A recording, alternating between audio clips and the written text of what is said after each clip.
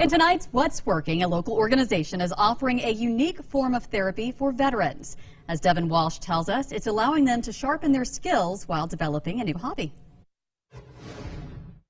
I'm going to fire up the forges. It's hot inside this blacksmith studio in Daphne. Using steel heated to over 2,000 degrees, veterans are learning how to make knives. From hammering to grinding, the process takes grit. There's an opportunity sometimes as just simple as just getting aggression out. It's a very physical, it's a very kind of engaging with your mind, building, constructing something. Blacksmith Jerry Gardner runs the Blacksmith Experience. We layer it up, heat it up, pound it down. Where he teaches people how to make things out of steel. This is definitely a little bit heavier than a regular knife. It can be, yes. He also gears many of his classes toward veterans.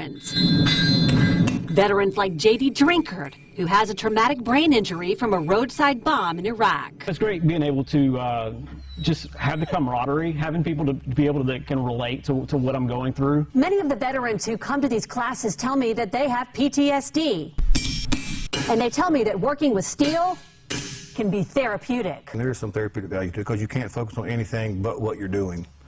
You know, you can't remember yesterday, you're not worried about tomorrow, you're worried about right now in this moment. When they find that somebody has gone through something similar, it's easier to open up and talk about those experiences that they've had. The classes seem to be a magnet for these veterans. Blacksmithing has become more popular. Keeping up with the military theme, guys, we want you to build this.